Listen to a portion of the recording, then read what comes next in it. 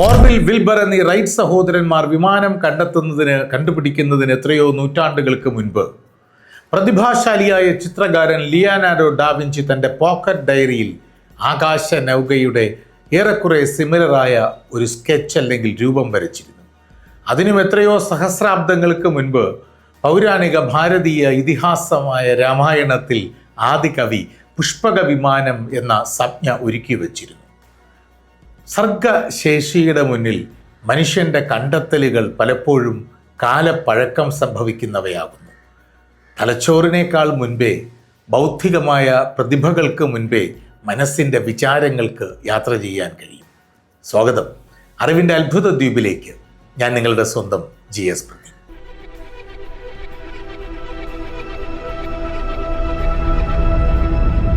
1971 കാലം. ഏറെക്കാലമായി ഇംഗ്ലണ്ടിലെ ബോവിങ്ടൺ എന്ന പ്രദേശത്തെ ഒരു ഫാക്ടറിയിൽ ജോലി ചെയ്യുന്ന ജീവനക്കാരിൽ പലരും കടുത്ത പനിയും ഇൻഫ്ലുവൻസയ്ക്ക് ഫ്ലൂവിന് സമാനമായ ലക്ഷണങ്ങളും ബാധിച്ച് ആശുപത്രിയിലാകുന്നു. രോഗബാധിതരാകുന്നു. പലരും മരിച്ചു പോകുന്നു. ഒരു പ്രദേശത്തെ ഒന്നാകെ ആ രോഗബാധ കീഴടക്കിക്കൊണ്ടിരിക്കുകയായിരുന്നു. തൻ്റെ മുന്നിലെത്തുന്ന രോഗികളിൽ പലരും സംരക്ഷിക്കപ്പെടാൻ കഴിയാത്തവണ്ണം മരണത്തിൻ്റെ കറുത്ത ഇരുട്ടിലേക്ക് മടങ്ങിപ്പോകുന്നു എന്നതിൽ ഏറെ ദുഃഖിതനായിരുന്നു അവരെയൊക്കെ ചികിത്സിച്ച ഡോക്ടർ ഹ്യൂഗ് ജോൺസൺ. ബോവിങ്ടണിലെ പ്രഗത്ഭനായ ആ ഡോക്ടറിന് പക്ഷേ ഈ രോഗം ബാധിച്ചു വരുന്ന ഫാക്ടറി ജീവനക്കാരിൽ പലരെയും രക്ഷിക്കാൻ കഴിയാതെ വന്നപ്പോൾ അദ്ദേഹത്തിൻ്റെ രാത്രികൾ ഉറക്കമില്ലാതെയായി. ഉറക്കമില്ലാത്ത രാത്രികളിൽ ഒന്നിൽ പുസ്തക വായന ഹരമായ ഡോക്ടർ ജോൺസൺ തനിക്ക് ഏറ്റവും പ്രിയപ്പെട്ട എഴുത്തുകാരിയുടെ ഒരു പഴയ പുസ്തകം, 10 വർഷങ്ങൾക്ക് മുൻപുള്ള ഒരു പുസ്തകം വായിക്കുകയായിരുന്നു. ആ പുസ്തകത്തിൻ്റെ പേര് ദ പെയിൽ ഹോഴ്സ് എന്നാണ്, വിളറിയ കുതിര എന്നാണ്. എഴുത്തുകാരി ഈ വിശ്വമാകെയുള്ള വായനക്കാർക്ക് മുഴുവൻ വിഭ്രമിപ്പിക്കുന്ന സംഭ്രമജനകമായ അപസർപ്പക അനുഭവങ്ങൾ സമ്മാനിച്ച സാക്ഷാൽ അഗത ക്രിസ്റ്റി. അഗത ക്രിസ്റ്റിയുടെ പെയിൽ ഹോഴ്സ് എന്ന അപസർപ്പക കൃതിയിലെ കഥാതന്തുവിൽ ഒരു പ്രത്യേക വിഷാംശം ഉപയോഗിച്ച് നടത്തുന്ന കൊലപാതകത്തെക്കുറിച്ചാണ്. താലിയം എന്ന വിഷവസ്തു ഉപയോഗിച്ച് നടത്തുന്ന താലിയം പോയിസണിങ്ങിനെ കുറിച്ചാണ് അഗത ക്രിസ്റ്റിയുടെ ആ ഡിറ്റക്റ്റീവ് നോവലിൻ്റെ ചുരുളഴിയുന്ന രഹസ്യങ്ങൾ എത്തിച്ചേരുക. ആ നോവൽ വായിച്ചു കൊണ്ടിരിക്കെ ഡോക്ടർ ജോൺസന്റെ ഉള്ളിൽ തോന്നി, താൻ ചികിത്സിച്ച് രക്ഷപ്പെടുത്താൻ കഴിയാത്ത ഈ രോഗികളൊക്കെ അഗത ക്രിസ്റ്റിയുടെ നോവലിൽ മരിച്ചു പോകുന്ന കഥാപാത്രം പ്രകടിപ്പിക്കുന്ന രോഗലക്ഷണങ്ങളൊക്കെ കാണിക്കുന്നല്ലോ എന്ന്. 1961 അഗത ക്രിസ്റ്റി പെയിൽ ഹോഴ്സ് എഴുതുന്നത്.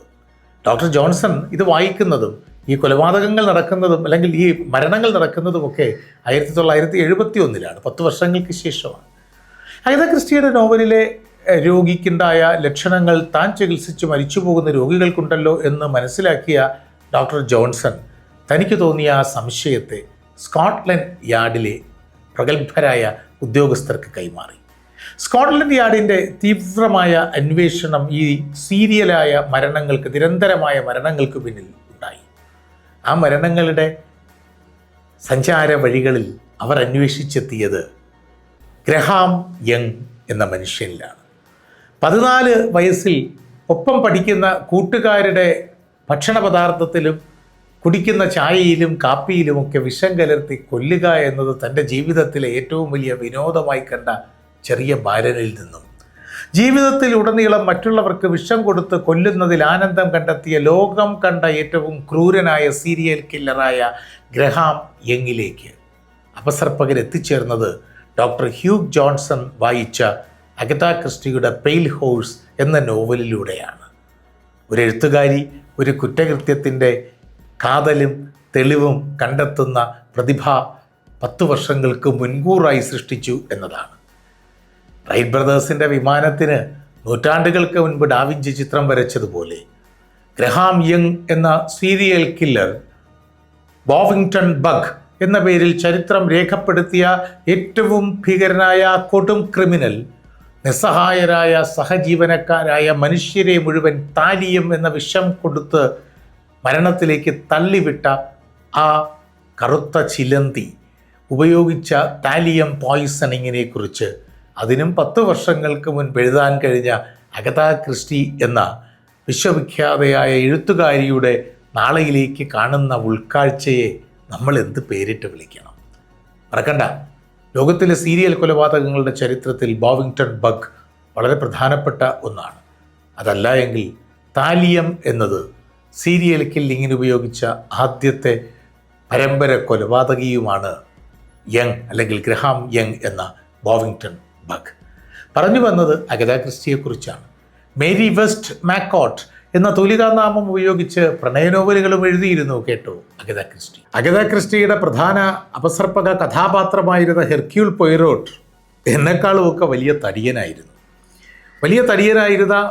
ബുദ്ധി കൂർമ്മതയുള്ള ഹെർക്യൂൾ പൊയ്റോട്ട് എന്ന ആ ഡിറ്റക്റ്റീവ് തൻ്റെ സുഹൃത്തു കൂടിയായ നഗരത്തിലെ പോലീസ് മേധാവിയോട് ക്രിസ്റ്റിയുടെ പ്രശസ്തമായ ഡിറ്റക്റ്റീവ് നോവലുകളിൽ ഒന്നിൽ പറയുന്നൊരു വാചകമുണ്ട്: ഇനിയുമുണ്ടോ പൊയ്റോട്ട് ഇതുപോലെ ചുരുളഴിയാത്ത രഹസ്യങ്ങൾ എന്ന് പോലീസ് മേധാവിയുടെ ചോദ്യം. ഹെർക്യൂൾ പൊയ്റോട്ടിൻ്റെ മറുപടി: ഉണ്ട്, പിന്നീടും ഞാൻ പറയണമല്ലോ എന്ന്. അറിവിൻ്റെ അത്ഭുത ലോകത്തിൽ ഇനിയുമുണ്ട് ഒത്തിരി കാര്യങ്ങൾ, പിന്നീടും ഞാൻ പറയണമല്ലോ. നിങ്ങളുടെ സ്വന്തം GS പ്രവീൺ.